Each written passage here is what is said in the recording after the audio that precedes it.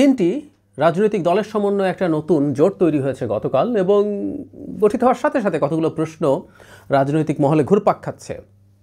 তারা কার হয়ে মাঠে নেমেছেন বা কারো হয়ে নেমেছেন কিনা, নাকি নিজেরাই নেমেছেন, কি করবেন তারা, কি লক্ষ্য উদ্দেশ্য তাদের, কি লাভ হবে জোট করে। এসব তিনটা দল হচ্ছে এনসিপি, এবি পার্টি এবং রাষ্ট্র সংস্কার আন্দোলন।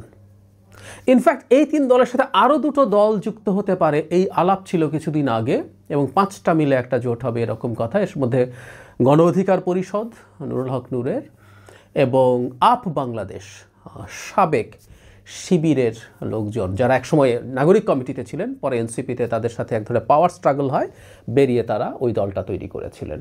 এই ছিল প্ল্যান, কিন্তু শেষ পর্যন্ত শোনা যায়, আমি নিশ্চিত নই, আপ বাংলাদেশকে কেন্দ্র করেই তখন এই পাঁচটা দল একত্র হতে পারেনি, কারণ অনেকে চায়নি আপ বাংলাদেশ থাকুক। গণ অধিকার পরিষদ কেন আসেনি আমরা আসলে এখন আর বলতে পারি না।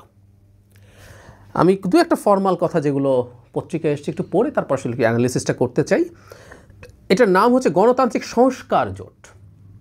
মানে সংস্কার চাইছেন তারা, এবং এর মধ্যে আমার দেখে ভাল লাগে সেটা হচ্ছে রাষ্ট্র সংস্কার আন্দোলন এই সংস্কার জোটের মধ্যে আছেন। ভাল লাগে সংস্কার অর্থে এই জোটটায় যাওয়া তাদের জন্য কেমন হয়েছে যে ডিফারেন্ট ডিবেট, কিন্তু এই যে সংস্কার শব্দটা, নাহিদ ইসলাম বলেন, ঘোষিত গণতান্ত্রিক সংস্কারের শুধু নির্বাচনী জোট নয়, বরং এটি একটি রাজনৈতিক জোট। এই জোট জাতীয় মর্যাদা অর্থনৈতিক মুক্তির প্রশ্নকে সামনে রেখে ঐক্যবদ্ধ হয়েছে।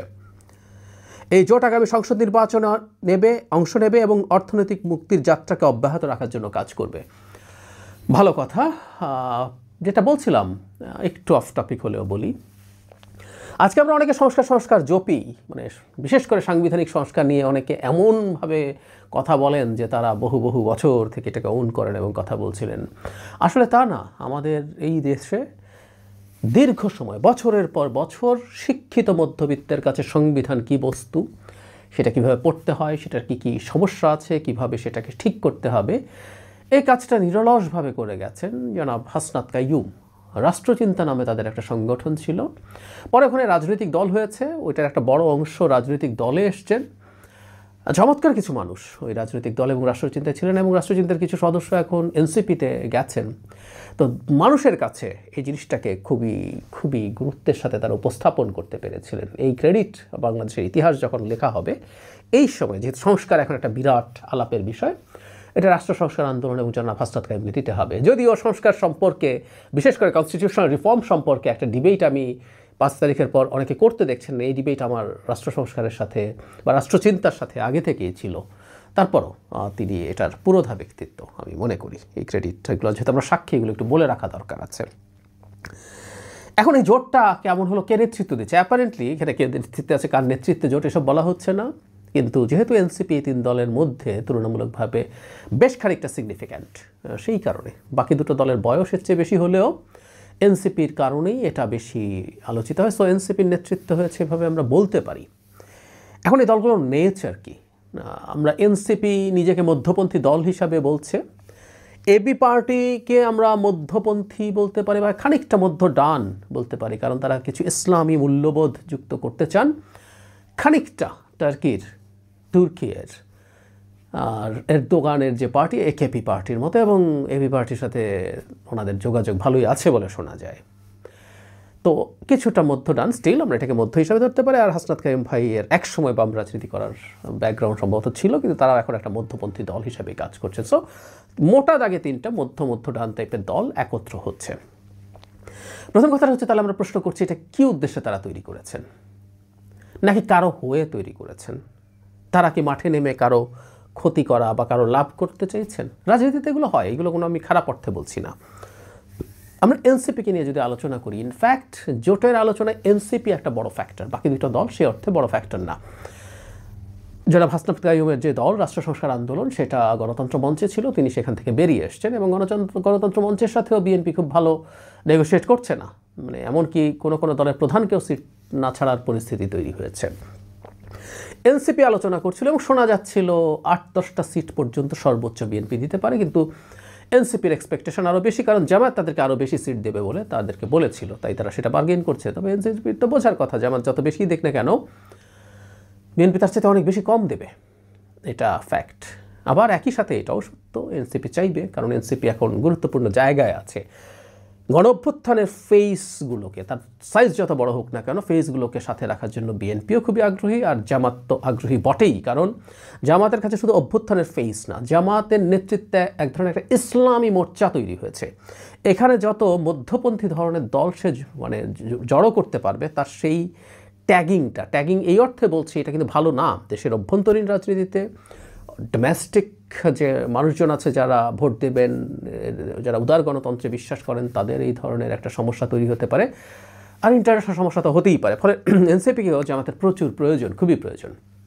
বহুবার বলেছি, আবার এনসিপির জন্য জামাতের পক্ষে যাওয়াটাও কঠিন, কারণ ধর্মীয় দলগুলোর ট্যাগ তাদের গায়ে লেগে যাবে।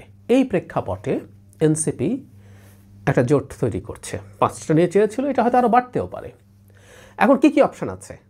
প্রথম অপশানটা আমি যদি ধরে নিই, সহজ চিন্তা যেটা মাথায় আসে, তারা 3টা দল একসাথে নেগোশিয়েট করবেন, জামাতের সাথে হোক, বিএনপির সাথে হোক। এটা ফ্যাক্ট, 3জন যদি একসাথে থেকে নেগোশিয়েট করতে পারেন, সেই নেগোসিয়েশনটা যারা তুলনামূলকভাবে দুর্বল তাদের জন্য বেটার ডিল তারা পেতে পারেন। এটা একটা কারণ হতে পারে। আমি জানি না, আমি আবার বলছি নিশ্চিত নই সেটা কারণ কি না।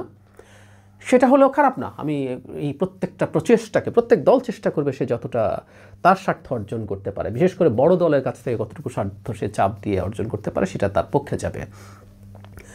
আর তারা যদি জামাতের সাথে জোটে যায়, আমার মনে হয় না জামাতের সাথে জোটে যাবে, কারণ সেই ক্ষেত্রে অন্তত হাসনাত কাইয়ুম ভাই জামাতের সাথে জোট করবে নির্বাচনে, রাষ্ট্র সংস্কার আন্দোলন, আমার কাছে এটা খুবই অ্যাপারেন্টলি, না হলে আমার সত্যি খুবই মানে অদ্ভুত বা ভুল মনে হয়। কেউ কেউ মনে করেন এবি পার্টিও জামাতের সাথে জোটে যাবে না বা নাও যেতে পারে, কারণ এবি পার্টির প্রতিষ্ঠাতা সহ গুরুত্বপূর্ণ সদস্যরা জামাতে ছিলেন, শিবিরে ছিলেন, অনেকেই আছেন, এবং ওখান থেকে বেরিয়ে এসে এবং তাদের মধ্যে বক্তব্যে, পাবলিক বক্তব্যেও জামাতের প্রতি বেশ বিরোধিতা সম্পন্ন বক্তব্য দেখা যায়। তাই কেউ কেউ মনে করেন যে তাদের কোনো ধরনের রেকনসিলিয়েশন সম্ভব না, তারা জোটে যেতে পারেন না। আমার কাছে তা মনে হয় না, আমার মনে হয় তারা সেটা যেতে পারেন। সেই ক্ষেত্রে এটা ভেঙে যেতে পারে। আচ্ছা, আমরা স্বতন্ত্র, মানে তারা এই জোটটা যদি থাকে, তারা নিজেরা যদি ক্যান্ডিডেট দেওয়ার চেষ্টা করেন এবং আরও বেশি দলকে সাথে নিয়ে বিভিন্ন সারা দেশে নির্বাচন করার চেষ্টা করেন, তাহলে ফল কী হতে পারে? খেয়াল করি, নির্বাচনী মাঠে এখন পরিস্থিতি এরকম হয়েছে যে ভোটারদের একটা অংশ এখনও সিদ্ধান্তহীনতায় আছে। সিদ্ধান্তহীনতায় আছে কোন অর্থে?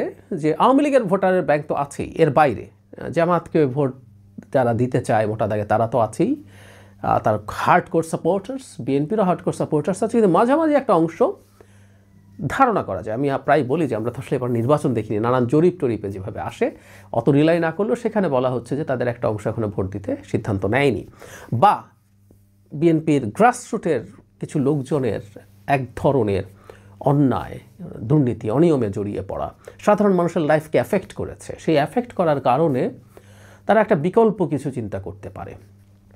আবার অনেকে এই বিকল্প মানে জামাতকে মনে করে না।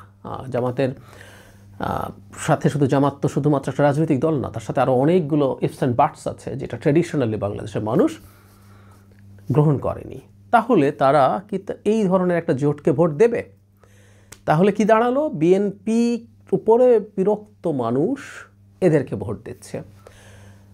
এরা না থাকলে হয়তো বিএনপিকেই ভোট দিত, বিরক্ত হলেও। কারণ জামাত, আবারও বলছি, ইটস এ ডিফারেন্ট প্যাকেজ। এটা শুধুমাত্র কি করবে চাইতে হলো, এর সাথে আরও অনেকগুলো জিনিস বিল্ট ইন আছে, এটা অনেকেই গ্রহণ করবে না। তাহলে এনারা যদি আলাদাভাবে দাঁড়ান, ওই যে বললাম বিএনপি যেহেতু একটা মধ্যপন্থী রাজনীতি করেন, এনারাও মধ্যপন্থী একটা জোট যদি হন এবং তারা যদি এভাবে বড় হয়ে নির্বাচনে যান, তাহলে বিএনপির ভোট তাদের দিকে কিছু যাওয়ার সম্ভাবনা আছে। কিন্তু প্রশ্নটা হচ্ছে সেটা কি অনেক বেশি কিছু? আমার কাছে অনেক বেশি কিছু মনে হয় না। ফলে তারা যদি ইন্ডিপেন্ডেন্টলি ইলেকশন করেন, তাহলে হাতে গোনা কয়েকটা সিটে হয়তো খুব গুরুত্বপূর্ণ প্রার্থী যেখানে থাকবে, নাহিদ ইসলামের মতো প্রার্থী যেখানে থাকবে, যারা ওখানে কিছু ভালো সংখ্যার ভোট, জেতার মতো তো অবশ্যই না, ভালো সংখ্যার ভোট যদি তারা টানতে পারেন, সেটা যদি বিএনপির ভোট ব্যাংক হয়ে থাকে, সেসব জায়গায় জামাত খানিকটা সুবিধা পেলেও পেতে পারে, এটা আমি ধারণা করি। কিন্তু দিনের শেষে আসলে খুব সিগনিফিক্যান্ট ইম্প্যাক্ট হবে না এই নির্বাচনে, এই জায়গাটা যোগ করতে চাচ্ছি।